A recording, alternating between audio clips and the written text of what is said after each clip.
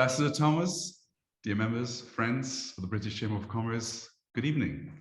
Well, thanks a lot for joining us tonight at the occasion of our traditional New Year's cocktail.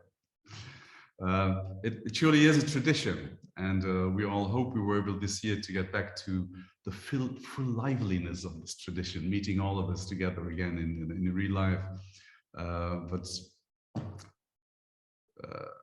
It didn't happen. So unfortunately, we have to do it again in the virtual world. But it's good to have you all on this call, and it's good to do it this way. So we really wanted to stick to this tradition and see us tonight, even if in real world we probably would have this little fist bump hello and wondering when we could take out our mask, or listening to the sneeze or the cough that's going around us. So we thought it was really better to meet tonight online. So in real life, we'd have been able to have a drink together, face to face, chatting about what we did last Christmas, and if we would go skiing or not, and about all those businesses that we would like to do together and we didn't have the time to do probably over the last year, and we would like to do this year. And of course, we would chat a little bit about Brexit, the topic everybody's talking about, pandemic. Of course, we all talk about pandemic each dinner. I don't know how it is with you, but all those dinners, all the meetings we have, they always start with a couple of sentences talking about, do you know anybody who got it? And we would talk about the Bitcoin, about Ukraine and all of that. So all those things we could do, and we would have, of course, we would have a drink, and that's what we'd like to do together with you tonight. So we absolutely want to hold on to the tradition of this New Year cocktail, even if we're forced to do it virtually. We know how important it is to share these moments, to share the moments together, and also be able to share those stories that mark our life, that mark our community, that mark everything we do throughout the year. And I think we learned over the last 2 years, I believe we really learned that the more we are forced to take our distances, the more it's important to spend this time together. So over the years, we enjoyed the tradition to meet at the ambassador's residence. And I would like to express immediately a heartfelt thanks to Ambassador Fleur Thomas, who is with us tonight, because she had accepted again to continue this tradition and to open up her residence to us and to our guests. So, Mrs. Ambassador, thank you very much for having virtually accepted us in, and thank you very much for being with us here tonight. It's really an amazing honor, and it's an amazing pleasure. So Omicron has been there, and it has unfortunately decided to change our plans. And you've seen in the invitation that you received, at a certain point, we decided maybe that being in a bigger space like the Luxembourg Chamber of Commerce might change something, and what might be possible to meet over there. But it's just, we just finally decided that it's better this way, because we need to stay cautious and protect ourselves and the people who are around us. But trust me, as we said for the Christmas lunch, nothing is cancelled. We're just postponing. So the more we have to do this kind of meetings, the more we postpone meetings where we will meet all of us together. So we're going to be together tonight in digital mode, but tomorrow, very surely, we will meet in the physical world. Getting together is clearly in the DNA of the British Chamber of Commerce. Those of you who've known us for many years know how important it is for us to get together and to have this chat and have this exchange of opinion and ideas and stories we'd like to tell. And we will clearly do it this year, so don't worry. We'll have time to get together, and I would say 30 times more than ever, because we'll have an anniversary birthday party to celebrate. I'm going to tell you a little bit more about that in a second. Let me go quickly back to 2021, and I will not really cover it in detail. You received the mails, you participated in the events we had online and physical. It's been a very successful year, although it has been very challenging, of course. So we were finally able to meet again after 2020. We really had the opportunity to meet again and do a couple of really interesting things together in the physical world. We organized events, we shared experiences and knowledge, and we created again those really precious links between the people who are members of the British Chamber, but also the people who join us for these events. So we started last year with our traditional New Year's cocktail. So it was same place, wherever you were, we were online. And we had the pleasure, of course, to still welcome Ambassador John Marshall, who took the time to reflect on his many years in Luxembourg and to tell us how he felt coming to Luxembourg and how he spent the time here and what the fond memories will be that he's going to take back to the UK, wherever he's going to move. And so we really created all those UK links, UK Lux links, and even more with the time he's been in Luxembourg. Over this year, we decided to take much more advantage of the links that we have with BCC in the UK. As most of you might know, we are the British Chamber of Commerce in Luxembourg, and there are many British chambers of commerce around the world. We are independent, neutral membership organizations, but there's also a BCC in the UK, and we are member of the BCC in the UK. And the BCC in the UK is a huge structure with a lot of resources, a lot of manpower, a lot of initiatives that are being taken, lots of information as well. And we've been a member of this network for many years.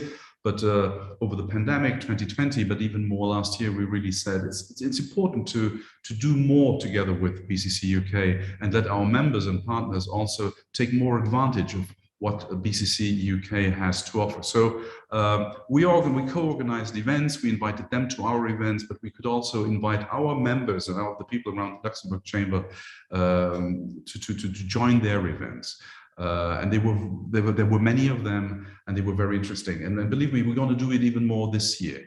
We really decided to team up with the BCC in the UK, see where we can exchange resources, knowledge, and give even more value to our members through this partnership.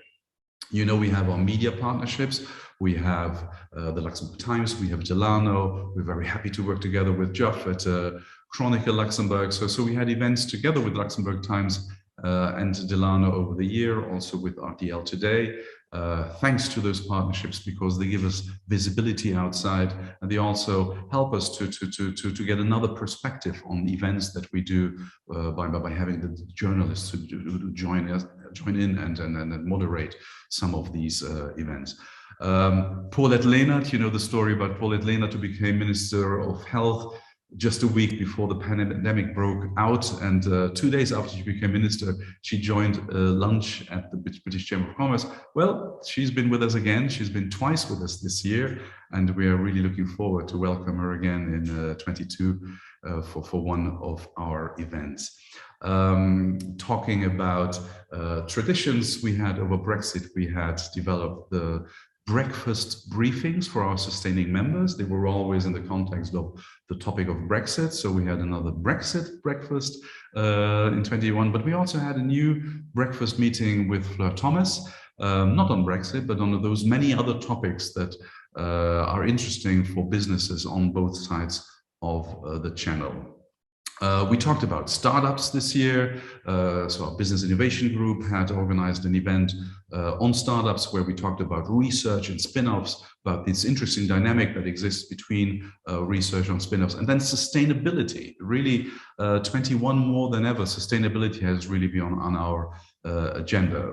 I think we all realized over those last 2 years that responsibility, thinking ahead, trying to somehow mark the society around us, the businesses we are working in, is really important. So sustainability has become more and more one of our considerations. And for those of you who have read the newsletter that came out this morning, the January newsletter, have discovered that we launched just now a sustainability working group.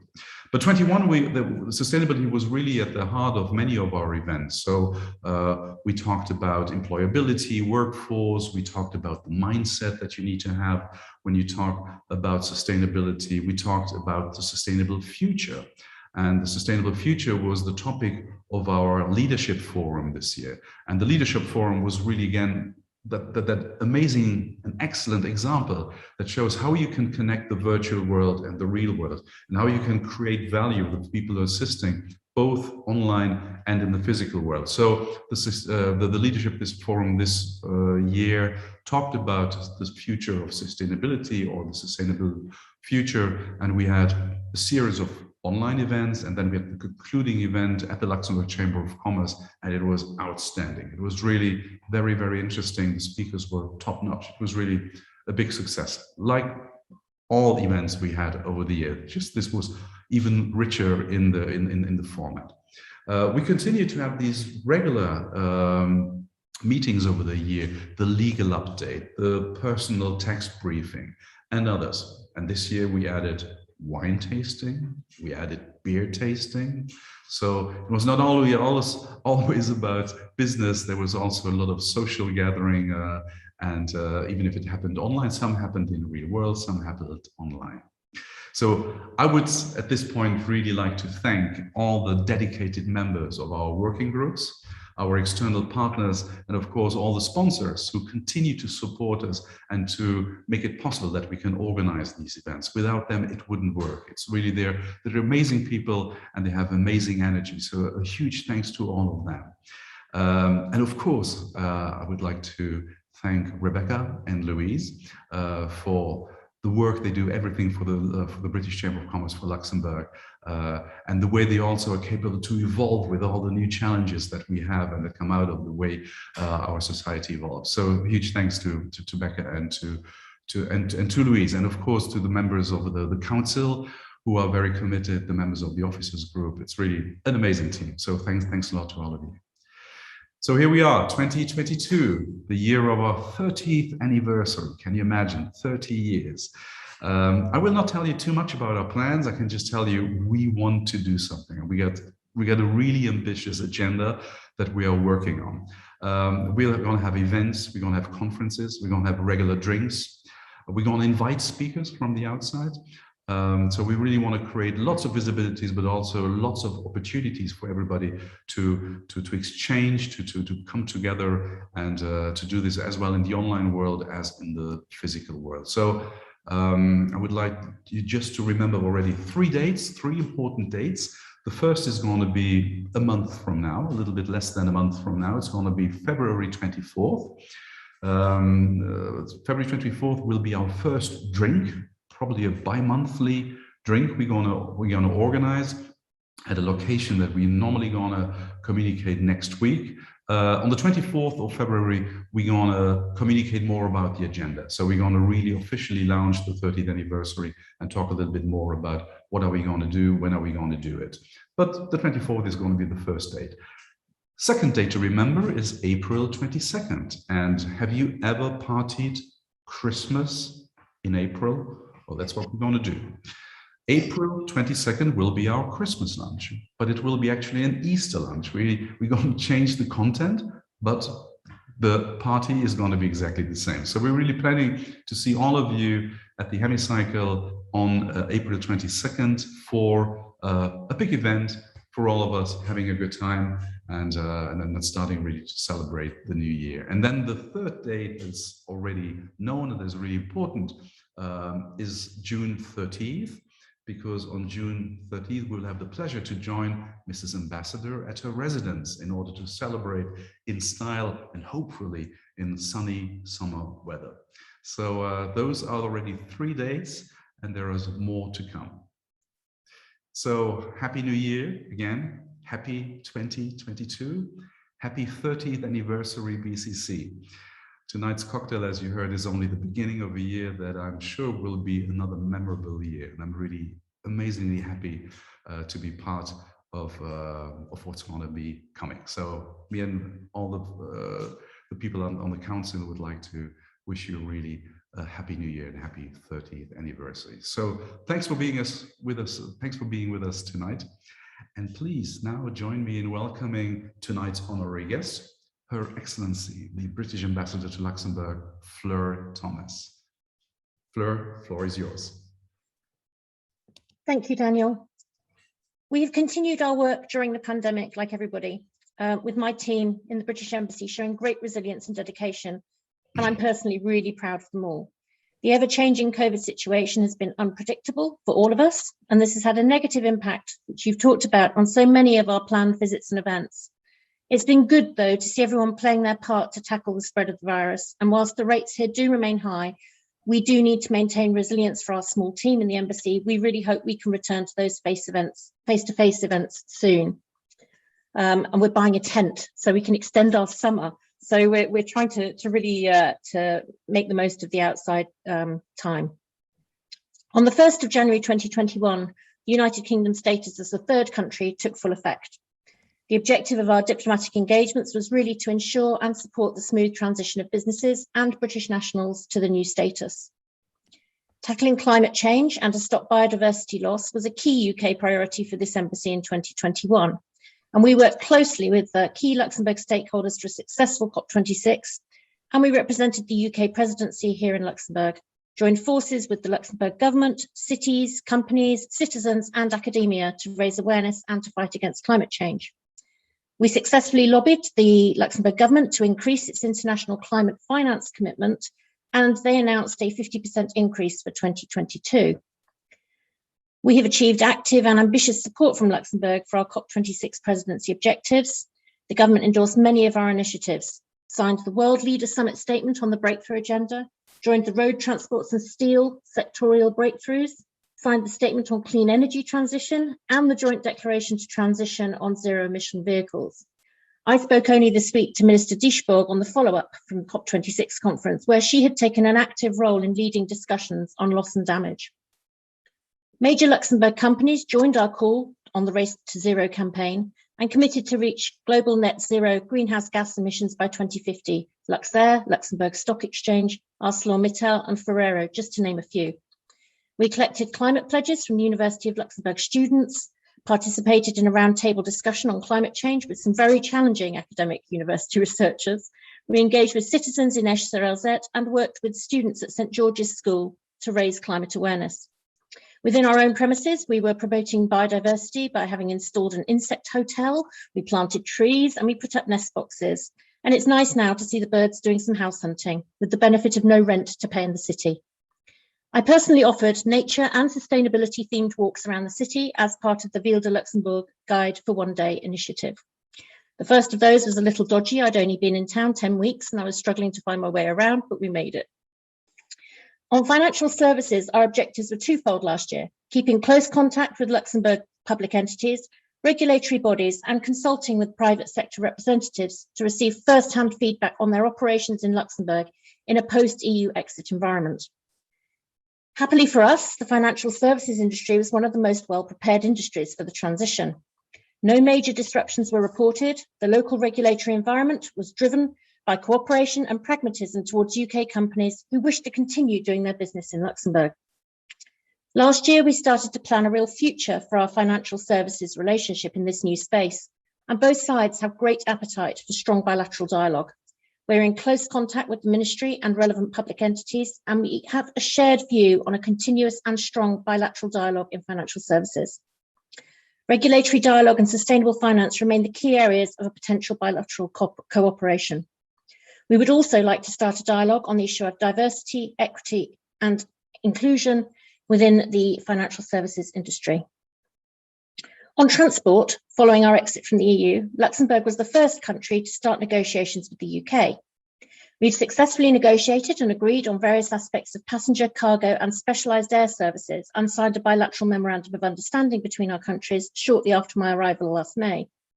We've been working closely with the Luxembourg authorities on the exchange of British nationals' driving licences, on working conditions of UK truck drivers transiting Luxembourg, on the touring of British artists, on the use of blue badges on respective countries' disabled citizens when visiting abroad, and we have happily managed to find common agreement on these issues with our Luxembourg counterparts. On trade, the UK's grace period for customs ended on the 31st of December 2021. From now on, EU-based companies will have to fully comply with the UK's customs regime, and we are aware that this brings issues. Last year, we invited key Luxembourg freight forwarders, exporters and importers to the series of webinars held by the UK Border and Protocol Delivery Group. The sessions were specifically targeted at businesses exporting and importing via Belgium and the Netherlands, and many Luxembourg companies could find the essential information they needed about this new regime. In addition, DIT, Department for International Trade, held a Green Investment Summit and a dinner bringing together companies around this topic, and this was held across a number of UK embassies. I've enjoyed having the opportunity to meet with the business community, visiting several companies and holding roundtable events at the residence. I would emphasise the importance for my DIT team of the ability to work closely with the British Chamber of Commerce to help enable business opportunities between Luxembourg and the UK. Many of you will know our trade advisor, Thomas Flamand, who's worked for the British Embassy for many years, and he will be retiring and leaving us in March. I'm sure that he will be greatly missed, as he knows many of you very well. Stefan van Look is our new trade and investment advisor and is already in place as part of my team. If you don't know Stefan, please do make contact with him in the coming weeks and months. Returning a bit to my background, so on the defence side, I feel this is an area we have progressed a great deal with Luxembourg in the last 9 months. I'd like to highlight a visit we had by the Ministry of Defence's Director of Climate Change and Sustainability, Mr. James Clare, which happened in October. Mr. Clare met with the Minister and the Chief of Defence Staff here, and we've really grown a very strong bilateral cooperation and collaborative approach on sustainability. This meeting reinforced the commonality of our views at the most senior level and shared perspectives on how to generate further progress amongst allies, and we will be following this up this year. Last September, we also arranged a 2-day exchange programme between the British and Luxembourg Human Resources Directorates within the military, and they led a series of briefs and discussions to share approaches to common challenges and shared best practice. Our SATCOM cooperation is also developing nicely following the signing of a bilateral memorandum of understanding in December 2020. Follow-up visits took place last year, including one by a UK Ministry of Defence team to Luxembourg in October. And of course, for us, it was a shame that our winter reception did not take place, especially since our chef had made over 1,000 mince pies. And we also had Prince Paul Louis on the guest list following the conclusion of his UK tour in the Irish Guards. I know this is a close link between the UK and Luxembourg. The Irish Guards, not the mince pies, of course. And on UK-Luxembourg links, the Lux UK Links book by former Ambassador John Marshall and the British Embassy team won the award for the best non-fiction title at the awards ceremony of the, I guess it's the Luxembourg Book Prize 2021. I won't try the Luxembourgish, which took place in November. So congratulations to them. I would also like to mention the education event, which we held in September, which had to be online and had a very good take-up of close to 100 people. With participants from half a dozen universities, this was a great opportunity to hear the latest. Sorry, I've got a pop-up. Don't we love technology? Let me go to another screen.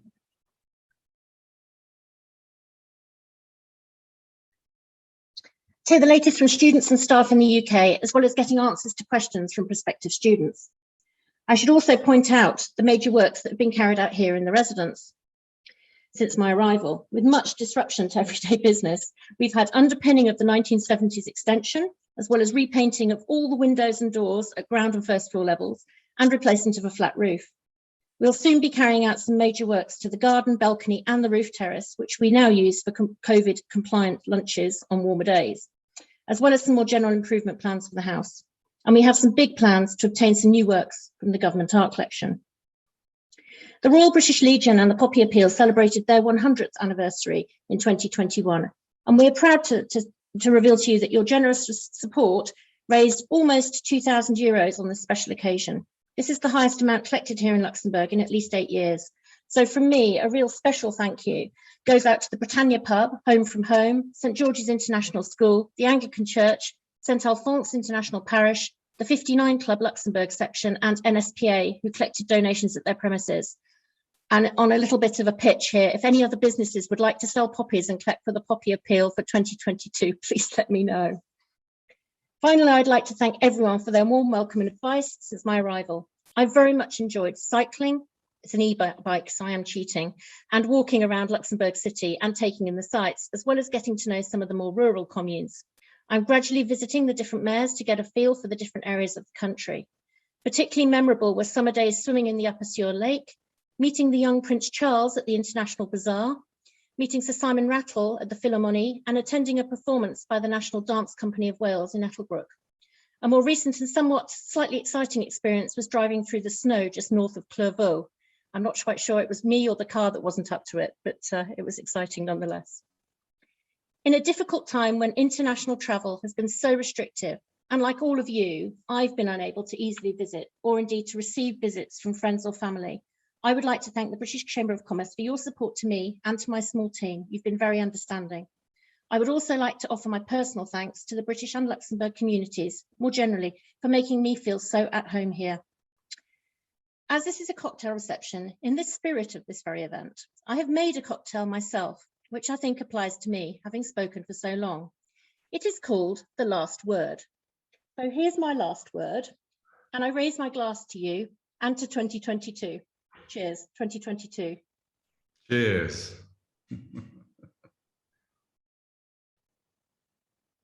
And Daniel, it's lucky I'm not speaking more because this is very, very strong. I very well know that drink, and it's one of my favorites, The Last Words. Yeah. I really like to do it as well at home. So, and I'm jealous because I just have a glass of beer. So, but I think I have a plan for tonight. So I'll need to try that as well. Very good. Mrs. Ambassador, thank you very much for having taken the time to join us here online, and for all the support that we get from you, but also for everything you've done over the last year and that you just described during your speech. We see that following Brexit, there's still so many things we have to do together. There's still so many challenges that we need to work on together. And that's why also when you say we should talk really about what needs to be done and where we're going all together and all the challenges that lie ahead, I think you're absolutely right. And we would love to be, as the British Chamber of Commerce, also your partner to help you connect with our community, but also our community of businesses and people to connect via you to the people who can help us move forward in our businesses. So thanks very much for your support. That's great, Daniel. And I would really like to sort of take that forward and maybe talk about that more when we have our Christmas Easter lunch. That's good. Looking ahead. We'll go hunting for eggs under the Christmas tree. So again, thank you very much. Thank you very much. We're looking forward to have great projects this year, and then we're looking really forward to all of you to see you as often as possible during our events. And if anybody would like to contribute, please open the mic and go ahead. If there's anything you would like to share with us about last year, or about your expectations for our 30th anniversary, please do not hesitate and express yourself. Otherwise, I would like, of course, to wish you an amazing evening and a great weekend. Stay safe.